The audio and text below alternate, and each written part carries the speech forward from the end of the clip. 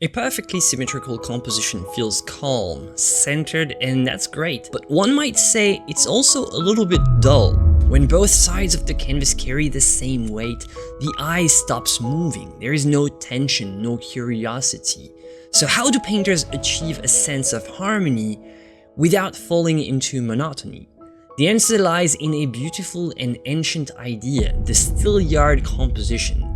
It's named after the Roman Steelyard balance scale, a simple tool that weighted objects by balancing unequal masses at different distances. And painters can use the same idea to achieve asymmetrical balance, the best way to create a composition that feels both stable and dynamic.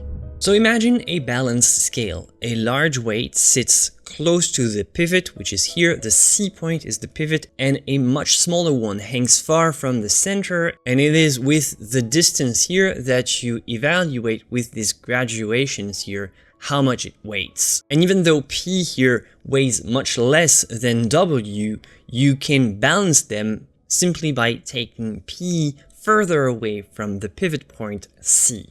And the same thing can happen in painting. A big, calm shape placed near the middle can be balanced by a small, detailed, or a high contrast element farther away. Let's take this painting as an example. It's called Miranda. It's from 1875. In this painting, Waterhouse creates the large weight with the seated figure of Miranda here. She clearly dominates the right side of the composition, her pale dress forming a massive luminous shape against the dark rocks and the dark sky on the horizon. On the left, the vast expanse of sky and sea seems almost empty at first, but it holds something of a counterbalance. You have on the horizon line a tiny sail, the faint shape of a ship in the distance, providing just enough visual interest to balance Miranda's presence. This is asymmetrical balance at its most poetic. The painting feels complete, but not predictable. If you want to download our master resources, you can check them out. They're on my Patreon. The link is in the description. It's totally free. You don't even have to enter an email. You can also join our Discord, and you can also check out my oil painting course or my color course if you're interested in learning more. This rendition of Miranda is kind of an extreme case of the Steelyard composition because the big subject is quite huge here and the small one is very tiny, but it doesn't have to be so. Let's have a look at this one, for example, by Johannes Vermeer, Girl Interrupted at Her Music. You can see that the main subject here is this couple of characters right there, with the main focus being centered maybe here or maybe on the girl's face. And here there's a lot of empty space with just the small instrument weighing on the other side. You can also say that maybe the window is an important part here of the storytelling. But you can see how the main subject is off center, it's very big, it's very massive, and it's just counterbalanced by something relatively small but relatively important to understand the story. Let's have a look at this one by Turner, The Shipwreck. As you can see, same thing. To create a strong sense of drama, you place the most important part of the painting on this side and you balance it with a much smaller one here. It's almost like a copy, but just a smaller one on the other side. Turner here plays with this notion of making things unbalanced on purpose, so there is no sense of asymmetrical balance here. It's pure unbalance. Let's have a look at this one by Winslow Homer. You have this main group of characters, which is the central subject, the main subject of the composition, and this tiny dog here just weighing on the other side. Everything in this painting feels like it's weighing on this side. Even the landscape, the sea, and the dog is almost like trying to counterbalance that with its own body, creating the same movement but on the other side of the canvas, which create this sense of counterweight. The Steelyard composition works because it turns geometry into storytelling. If this big rectangle, for example, is our canvas and we trace a big horizontal line in the middle, we have the center right here. But the center is not where you want to place your main subject. You want to place your main subject slightly off center. if possible. Why?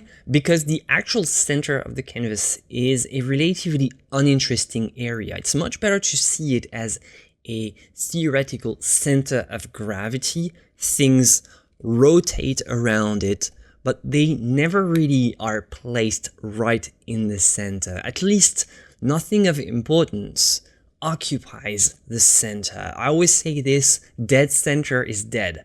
You can try it if you want, but it feels pretty awkward, unless everything is very symmetrical otherwise and perfectly balanced. At this stage, it's almost too artificial and feels very dull, or it has a very special kind of significance that doesn't feel very natural. A much better placement for your main focus area is along one of the thirds of your canvas. It's a good rule of thumb to occupy one of those cross sections as your main focus area, so you can place your most important subject somewhere here. Let's say you draw this line, and this would be your horizon line. Your main subject would be somewhere on this line. Of course, you're going to end up with 4 cross sections. You want to choose one for your main subject and keep the others relatively empty or occupied only by secondary elements. This will reinforce the focus that will be brought on your main subject. So now to do the Steelyard composition, you have your main subject, your main focus area, a big mass like maybe your main character, and you're going to choose a tiny object and you can place it relatively freely on this line. Really, you can place it pretty freely depending on the size. You will adjust based on the size. Maybe if you want to create a different kind of effect, you can place it like that. Maybe make it super tiny like in Miranda, depending on the kind of visual effect that you want. And this technique really distributes the visual weight through the contrast and the placement. It really creates a sense that different kinds of subjects have different kinds of visual weight in the painting, and they are distributed to create this sense of dynamism. It's immediately going to create a connection between the two. Another very important thing is that it's going to create a lot of empty space around the main subject, and this empty space is actually extremely important. Leaving empty space around the main subject is what allows for great storytelling. A painting says a lot more with empty spaces than one might expect. Let's take our painting Miranda again as our example of how emptiness can be narratively significant. And this is the first version from 1875, and I'll show you the other version from 1916 later in the video. But let's first check out this version. The eye first lands on Miranda, of course, but then it drifts across the painting, following her gaze toward the tiny boat on the horizon, and creates a tension between the large mass, the main figure, the main character, and the smaller, very tiny focal interest, the distant sail. And the story here lies in the fact that she's staring at an almost empty horizon line. With a very quick glance, you would think that she's staring into emptiness. And let's talk about the story of Miranda. It actually comes from William Shakespeare's final play, The Tempest. The story of Miranda is that at the age of 3, she was banished to a remote island with her father, Prospero, the rightful Duke of Milan, after he was usurped by his brother Antonio. And because she grew up on an island, very isolated, she's very innocent, naive of the world, and full of natural empathy and compassion. And the play opens with Prospero using some kind of magic to conjure a violent storm, the Tempest, that shipwrecks a vessel carrying his brother and other nobles. And this is where the story starts.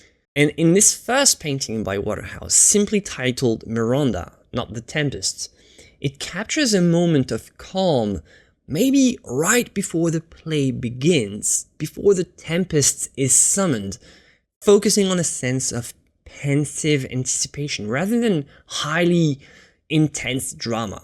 The relative calm emptiness of the ocean is more an invitation to contemplate the noble person of Miranda. understand her isolation, how she grew up, and what kind of person she is. And now compare it with the 1916 version. Her attire is more suggestive of medieval or Renaissance period, and she has her hand here clutched to her chest in distress. Her hair is flying in the wind. And this second painting emphasizes the external trauma, the drama, directly illustrating the way the play starts with the Tempest. And you can see how the story here has been treated very differently. The same character, same kind of composition, same Steelyard technique, but there is a significant visual difference in the portrayal of the doomed vessel, the shipwreck here. In the 1875 painting, the ship is small and distant, a mere speck on the horizon. It serves more as a symbolic point of focus for Miranda's longing. But in this version, in 1916, painted during World War I, it features a significantly larger and more detailed shipwreck. There's a lot more drama, a lot more violence. It's much closer to us, so we can see the destruction. The boat is actively being swallowed by the violence of the waves, making the scene far more immediate and visceral. This is one of Waterhouse's last paintings, made during World War I. He would die 1 year later, and he was using the same Steelyard composition idea, but creating such a different kind of narrative. So it shows you how much narrative potential lies in the same kind of technique. Note that the Steelyard composition becomes even more powerful and structured when combined with perspective. If you make your smaller mass appear distant, its size will naturally shrink, which will create a very realistic perspective effect, and it naturally forms some kind of Steelyard composition device. The depth just adds to the illusion of balance, creating this very pleasant and not very noticeable trick where just the perspective helps create the Steelyard composition effect. And you can try this in your own paintings. You place your main subject closer to the viewer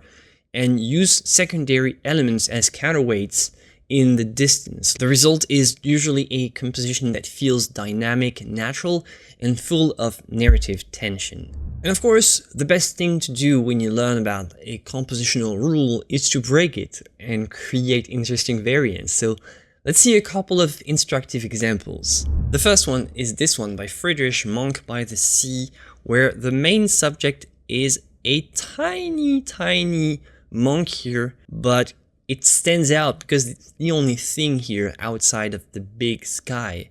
Maybe you can say that the overwhelming presence of this immensity is part of the subject, and quite clearly I think it is. And maybe in this case it's more a case of the subject here being the immensity crushing the main character here. So it doesn't always have to be horizontal, and your main subject doesn't always have to be the bigger one. You can create some very interesting things with this. Here's another interesting variant by Sorolla. In this case, the line is not horizontal but more diagonal, and you use the tilt of this fake horizon line to then place your subject off center, but actually on the other side. The center would be here. The main subject is slightly off center. You would expect it to be somewhere here. No, it's actually on the other side because it's all tilted. It's all trying to fall on this side, so you have to counter it. You have to balance it by placing it actually upwards, so that imagine that this is a slope. You don't want it to slide down, so you're going to place your main subject higher to compensate for this inclination, and your secondary subject is even further away. So it's the same principle, but almost like tilted like that. Creates something very dynamic, and of course you have these energy lines coming from the sea to balance it on the other side. This is one of the most brilliant compositions. Very simple, but absolutely brilliant. In a way, it uses the idea of the Steelyard composition, takes it to a whole new level.